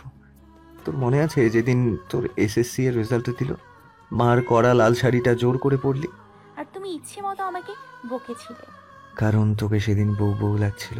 সেদিন দ্বিতীয়বারের মতো মরেছিলাম। তোর কাজল কালো চোখে নিজেকে আবারও হারিয়েছিলাম। কেন তোকে এতটা মায়াবিনী হতে হবে? পাড়ার সবকটা ছেলে চোখ দিয়ে শুধু তোকে গিলছিল, সহ্য হলো না। তোর সাথে খারাপ ব্যবহার করলাম। সেদিনের পর থেকে আমার সাথে সোজা মুখে কথাই বলা ছেড়ে দিলি তুই। আমিও আমার প্রণয়কে আরো একবার গুটিয়ে নিলাম। এরপর দাদাজানের অসুস্থতা আমাদের বিয়ে সবকিছু যেন এলোমেলো করে দিল। প্রথমে না করলেও শেষমেশ মনের হারতেই হলো। রাজি হলাম বিয়েতে, কিন্তু আমি বুঝছিলাম না ঠিক কি করা উচিত। তোকে নিজের করে পাবার আনন্দটা যেমন হচ্ছিল, তোকে হারানোর ভয়টা আরো মাত্রা ছাড়াচ্ছিল। আমি বড্ড ভয় পাই আঘাতের, ভয় পাই নিজেকে হারিয়ে নিঃস্ব হবার, ভয় পাই শূন্যতার। এত ভয়ের মাঝেও অবুঝ হৃদয়টা তোর প্রতি আকৃষ্ট হয় বারে বারে। বারবার তোর প্রতি বেসামাল প্রণয় আমাকে কাবু করে। তাই তো মৃত মানুষটি আবার মরে, পরাজিত হৃদয় আবার হারে। হ্যাঁ, ভালোবাসি তোকে, প্রচন্ড ভালোবাসি। আমার ভালোবাসাকে কখনো পায়ে ঠেলে দিস না, সইতে পারবো না। ধারা অনুভব করলো তার কাঁধে উষ্ণ তরল গড়াচ্ছে। সেই তরলে ভিজে যাচ্ছে তার কাঁধ। অজান্তে তার চোখ থেকেও গড়িয়ে পড়ল নোনা জলের রেখা। এক মুহূর্ত দেরি না করে জড়িয়ে ধরল সে অনলকে। বলিষ্ঠ শক্ত বুকে লেপ্টে রইল সে। ধরা গলায় বলল, শেষ নিঃশ্বাস অব্দি এই প্রণয়কে আগলে রাখবো, কথা দিলাম। ভালোবাসিস? অনলের বেষ্টনী আরো নিবিড় হলো। কিশোরী বউকে আগলে ধরল তার শক্ত বাহু বেষ্টনীতে গভীরভাবে। বাহিরে ঝুম আষাঢ়িয়া বৃষ্টি, ব্যস্ত শহর ভিজে যাচ্ছে। নিস্তব্ধ রুমেও তখন চলছে প্রণয়ের বর্ষণ। কি মধুর সেই বর্ষণ। ব্যস্ত শহরে নামল সন্ধ্যা, ঘুটঘুটে আলো সন্ধ্যা। সেই সাথে চলছে আষাঢ় মাসের চিরন্তর নৃত্য। ঝুমঝুম করে বৃষ্টি আর মেঘের গর্জন। অবশ্য সকালের কড়া তেজি উত্তাপে জ্বালানো শহরটা ঠান্ডা করার প্রয়োজন ছিল। বাংলাদেশে না আসলে হয়তো এই অলিক মায়াটার সাক্ষী হতে পারত না দীপ্ত। সে এখনো ধারাদের বাড়িতে ঘাপটি মেরে আছে। জামাল সাহেবের সাথে বনিবনা হয়নি মোটেও, কিন্তু রাজ্জাক সাহেবের দয়ার পাত্র সে হয়ে গিয়েছে। হাতে টাকা নেই, লাগেজ নেই। অনলের কাপড় পরে দিব্যি দিন কাটছে তার। এদিকে অনলের পা ঠিক হয়ে গিয়েছে। লোকটা বেশ তেদো। দীপ্তকে মোটেও ধারার ধার ঘেঁষতে দিচ্ছে না। অবশ্য দীপ্ত ধৈর্যশীল ছেলে। পরদিনই চুপচাপি রয়েছে, 5 দিনই চুপচাপি রয়েছে। সে অবশ্য যমজদের খুব ভয় পায়, ভুলে ওই পথ মারায় না। দীপ্ত কাঠের জানালাটা খুলে দিল, সাথে সাথে পানির ছিটে মুখে পড়তে লাগলো। তবুও মোহনীয় দৃষ্টিতে বাহিরে তাকিয়ে রইল সে। সোডিয়ামের রোড লাইটগুলো একের পর এক জ্বলে উঠছে রাস্তার ধারে। বৃষ্টির শব্দ যেন কোনো সুখময় গান। এই গানে বাধা দিলে কাঠের দরজার ঠক ঠক আওয়াজ। ঈষৎ বিরক্তি নিয়ে খুলতে অবাক হলো সে। যমজেরা বাটি হাতে বিনীত হাসি হেসে একে দাঁড়িয়ে আছে। ঘাবড়ানো কণ্ঠে শুধালো দীপ্ত, কি চাই? ক্ষমা। একসাথে বলে উঠল এশা আশা। খানিকটা বিস্মিত হলো দীপ্ত, মুখে সন্দেহের ছাপ। সন্দিহান কণ্ঠে বলল, কিসের ক্ষমা? আসলে আমাদের জন্য আপনাকে কি অপমানটাই না হতে হলো, সেটার ক্ষমা চাইতে এসেছে। আর দেখুন, আপনার জন্য এই বৃষ্টিতে ভিজে রহমত পাড়ার বিখ্যাত চটপটি নিয়ে এসেছে। আমাদের এবার ক্ষমা করে দিন দীপ্ত ভাই। এশা এতটা নরম এবং বিনয়ী স্বরে বলল যে দীপ্ত মানা করতে পারল না। আর কেন জানে যমজগুলোকে তার ভীষণ ভালো লাগে, ইচ্ছে করে গাল টিপে দিতে। তাই হাসি মুখে চটপটির বাটিটা নিল, তারপর বলল, থ্যাংক ইউ। আমরা তাহলে বন্ধু? একদম। আপনি তাহলে আমাদের ক্ষমা করেছেন তো? তার বলতে এটা কি স্পাইসি? হালকা, তবে বেশ মজা। আপনি খান, আমরা তাহলে আসি। তোমরা খাবে না? সাথে সাথে আশা বলে উঠল, আমাদের খাওয়া যাবে না। হ্যাঁ। না আসলে আমরা খেয়েছি, ওয়েদার খারাপ তো আর বেশি খাওয়া যাবে না। আশা পাগলি বোঝাতে পারে না। আশাকে কোনো গুঁতো দিয়ে এসা কথাটা বলল। তারপর তারা আসি বলে বিদায় নিল। দীপ্ত তৃপ্তি নিয়ে চটপটিটা খেলো। একটু ঝাল বটে, কিন্তু ভীষণ মজা। কিন্তু ঝামেলাটা হলো 1 ঘন্টা পর, যখন তার পেট মুড়িয়ে উঠল। শুধু রুম টু বাথরুম আর বাথরুম টু রুম। 1 মিনিট যে বসবে তার উপায় নেই। দীপ্ত তৃপ্তি নিয়ে চটপটিটা খেলো। একটু ঝাল বটে, কিন্তু ভীষণ মজা। কিন্তু ঝামেলাটা হলো 1 ঘন্টা পর, যখন তার পেট মুড়িয়ে উঠল। শুধু রুম টু বাথরুম আর বাথরুম টু রুম। 1 মিনিট যে বসবে তার উপায় নেই। যখনই বাথরুম সেরে একটু জিরিয়ে নিতে চায়, অবুঝ অবাধ্য পেটটা পুনরায় মোচড় দেয়। বুঝে উঠতে পারছে না তো ডিসেন্ট্রি হলো কেন। একটা সময় ক্লান্ত হয়ে পড়ল দীপ্ত। ক্লান্ত, রুগ্ন, শক্তিহীন শরীরটা বসে পড়ল বাথরুমের মেঝেতে। এদিকে দীপ্তর ঘরের বাইরে ঘাপটি মেরে অবস্থান করছিল যমজেরা। কান পেতে শুনছিল দীপ্তের প্রতিটি গতিবিধি, যেন কোনো নামকরা গোয়েন্দা টিমের সদস্য।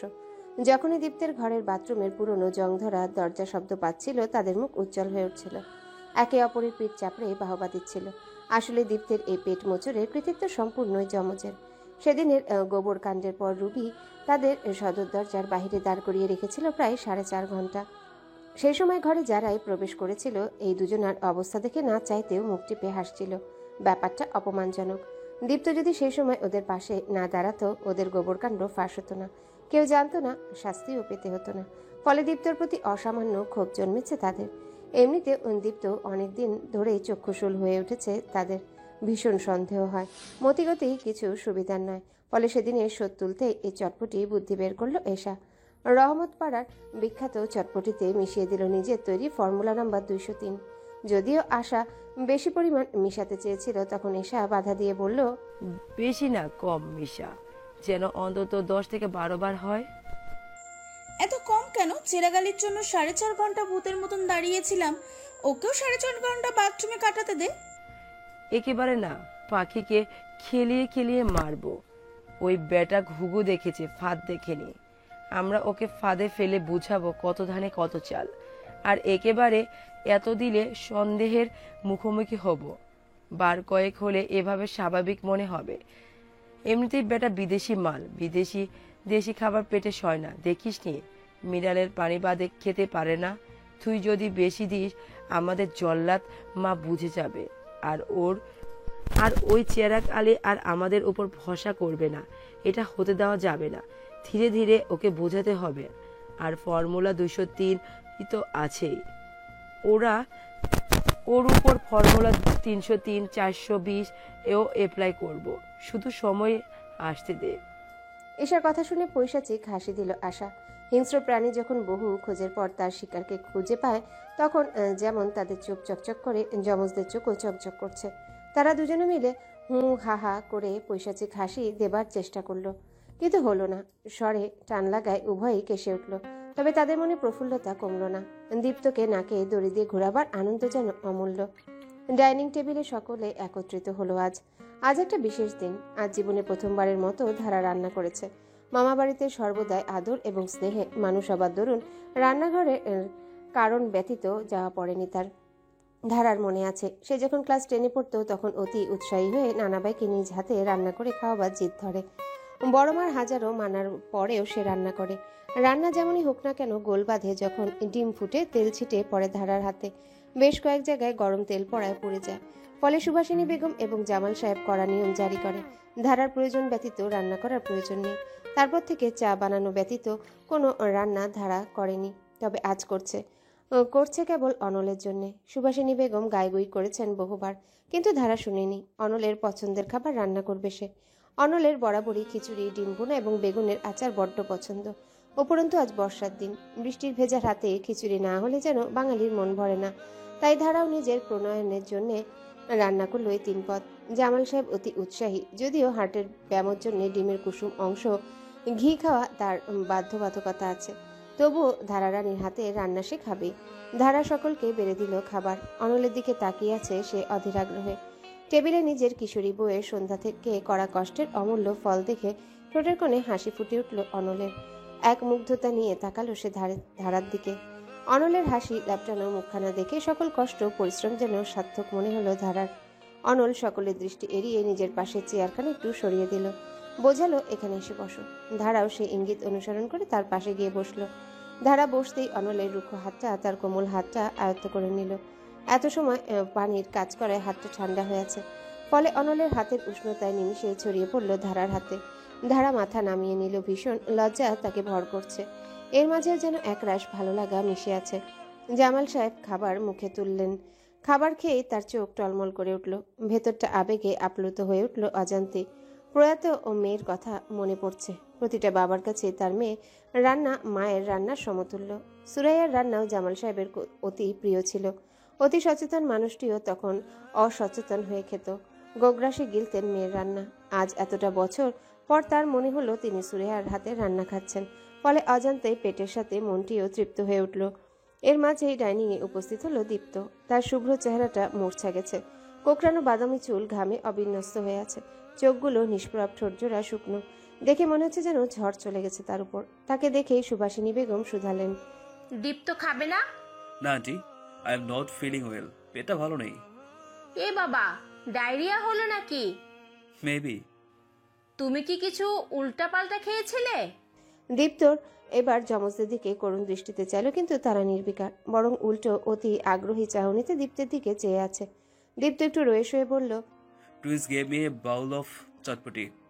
সেটা এ পাড়ায় ফেমাস নাকি?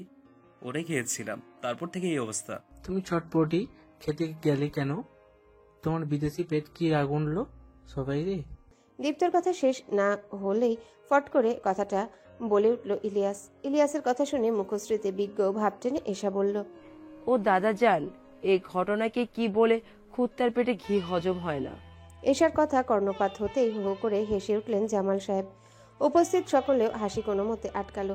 দীপ্ত খেয়াল করলো ধারা 2 হাত দিয়ে মুখ চেপে বসে রয়েছে। সে কোনো মতেই নিজ হাসি আটকাতে পারছে না। প্রবাদটার অর্থ না জানলেও দীপ্ত ঠিক বুঝলো এটার অর্থ বেশ সুবিধার নয়। নিজের করুণ অবস্থাতে বেশ লজ্জিত হলো সে। শুভ্র মুখশ্রীটা লজ্জা এবং অপমানে কালচে বর্ণ ধারণ করলো। এশা তখন বিনয়ী স্বরে বলল, দীপ্ত ভাই, আমি কিন্তু আপনাকে কুত্তা বলিনি, আসলে প্রবাদ তো বইতে পড়েছি, সেটাকে বাস্তবায়নে জীবনে প্রয়োগ করার চেষ্টা করলাম মাত্র। আপনি কিন্তু রাগ করবেন না, আসলে বুঝতে পারিনি আপনার পেট খারাপ হবে। জানলে কখনো চটপটি দিতাম না। ভাবলাম বৃষ্টির দিন সবাই যেহেতু খাচ্ছে আপনিও উপভোগ করুন, কিন্তু এতে যে আপনার এই হাল হবে কে জানতো। সরি। দীপ্ত নিষ্প্রভ মলিন হাসি হাসল। নিজের অবস্থার জন্য তো বাচ্চা মেয়ে দুটোকে দায়ী করা যায় না, যেখানে তারা তো বন্ধুত্বের হাত বাড়াতে এসেছিল। ধারা নিজের হাসি আটকে রাখতে পারছে না। সে তো জানে তার মামাতো বোনদের প্রখ্যাত স্বভাব। দীপ্তকে দেখে প্লাবনের কথাটা স্মরণ হলো, না চাইতেও শব্দ করে হেসে উঠল সে। তাকে থামাতে অনল তার হাঁটু চেপে ধরল, ইশারা করে বোঝালো হাসি বন্ধ। কিন্তু ধারা তো ধারায়, মুখ চেপে হাসতে লাগলো অনবরত। এর মাঝে জামাল সাহেব বাজখাই কণ্ঠে বলে উঠলেন, সুভাষিনী। জি আব্বা। এই বিদেশি ফকিরিটারে একটু চিরা আর দই মাখাই দাও।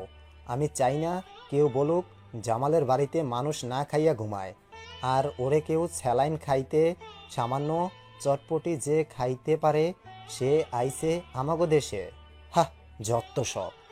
সুভাষিনী তাই করলো, একটা বাটিতে চিরা আর দই মেখে দিল। দীপ্ত কৃতজ্ঞতার হাসি হাসলো।